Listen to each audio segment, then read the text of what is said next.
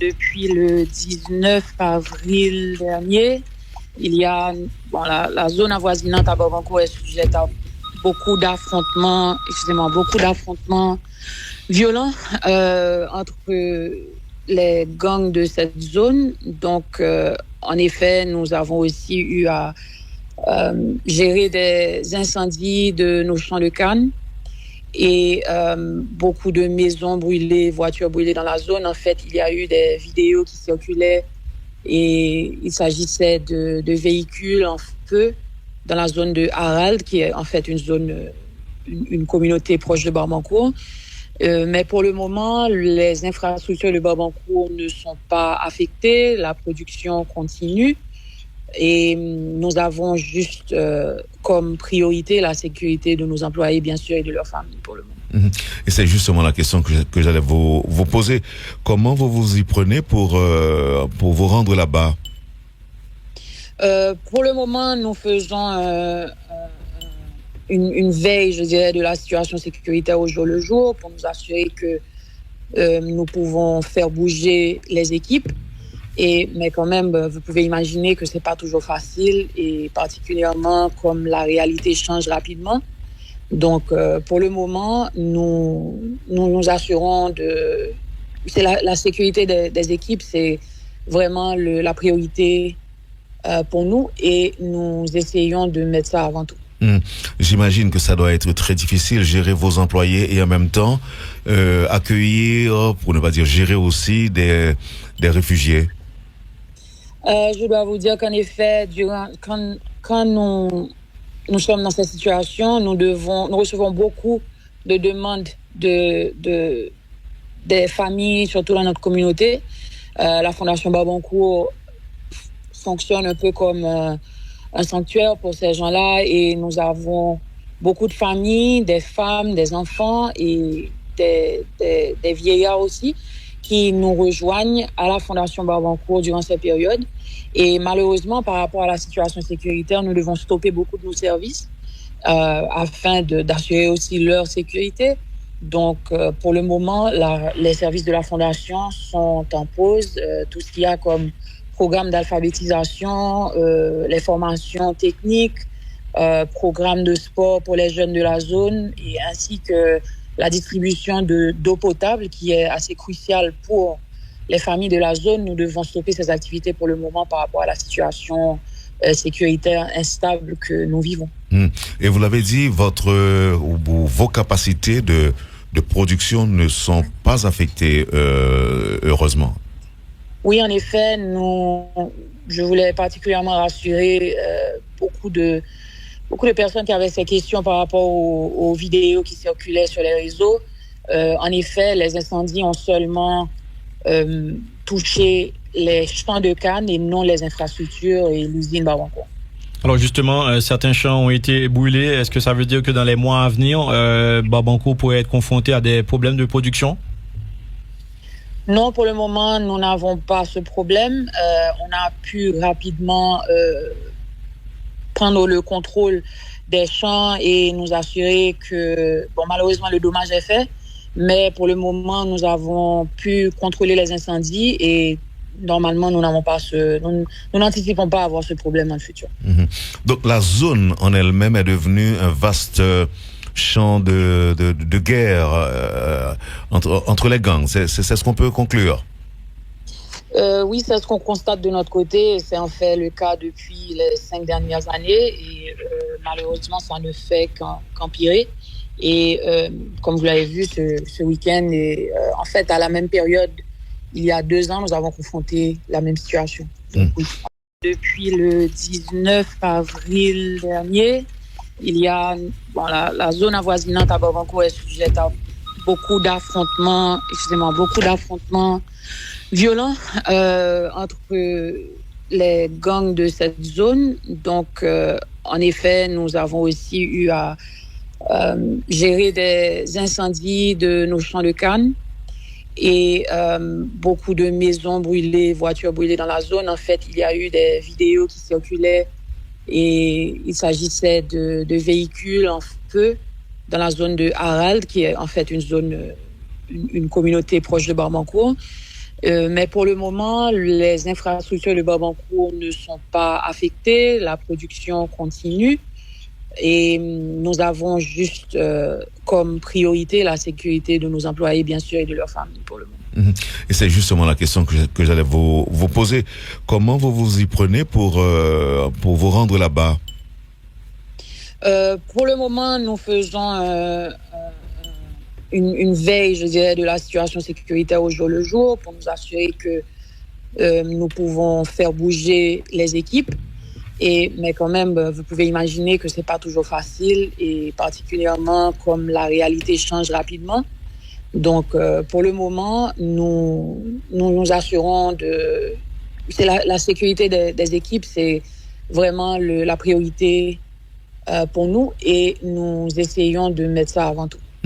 J'imagine que ça doit être très difficile, gérer vos employés et en même temps accueillir, pour ne pas dire gérer aussi des réfugiés. Je dois vous dire qu'en effet, quand nous sommes dans cette situation, nous recevons beaucoup de demandes des familles, surtout dans notre communauté. La Fondation Babancourt fonctionne un peu comme un sanctuaire pour ces gens-là et nous avons beaucoup de familles, des femmes, des enfants et des vieillards aussi qui nous rejoignent à la Fondation Babancourt durant cette période. Et malheureusement, par rapport à la situation sécuritaire, nous devons stopper beaucoup de nos services afin d'assurer aussi leur sécurité. Donc, pour le moment, les services de la Fondation sont en pause.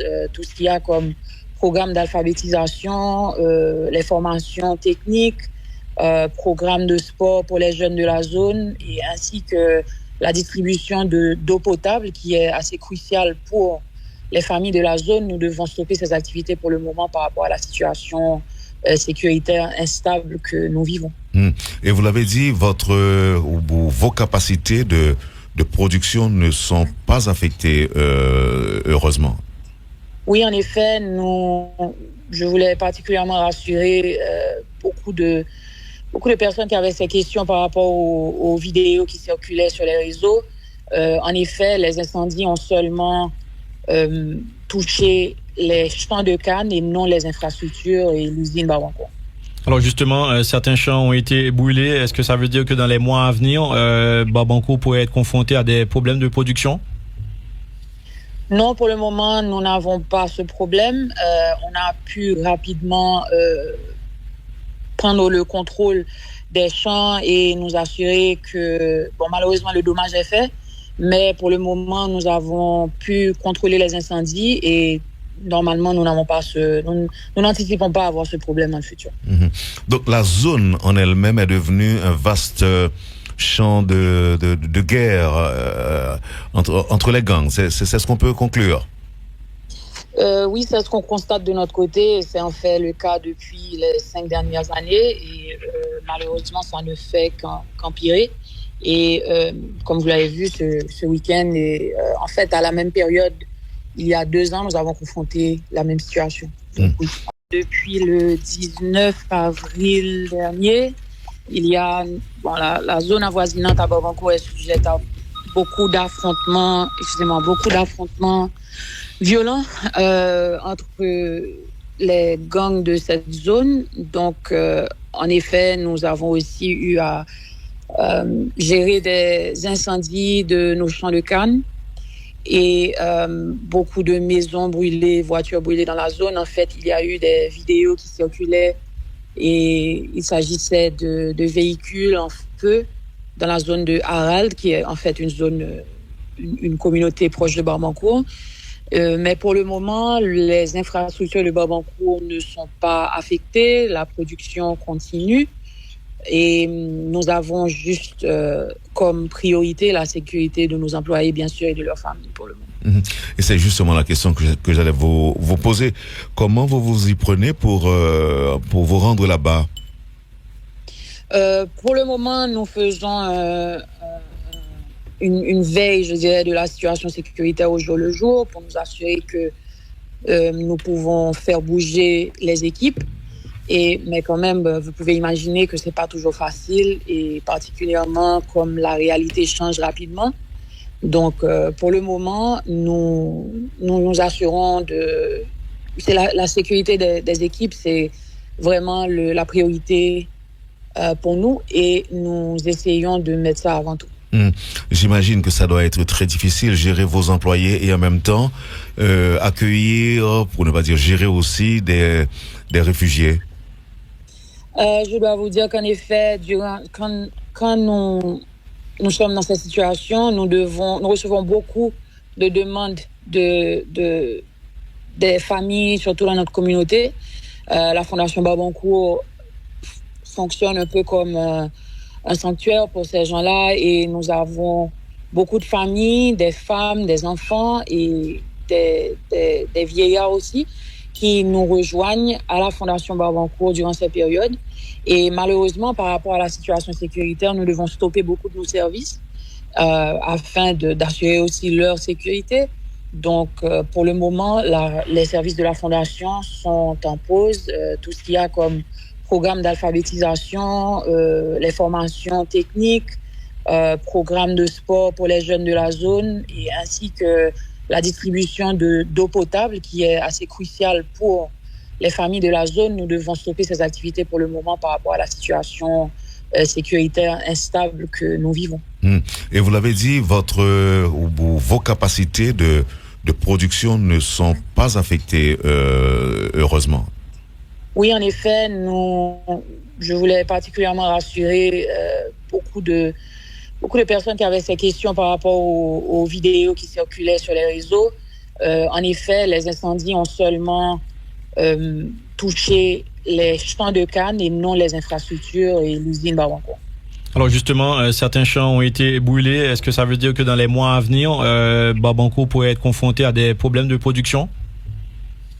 Non, pour le moment, nous n'avons pas ce problème. On a pu rapidement prendre le contrôle des champs et nous assurer que, malheureusement, le dommage est fait. Mais pour le moment, nous avons pu contrôler les incendies et normalement, nous n'anticipons pas avoir ce problème dans le futur.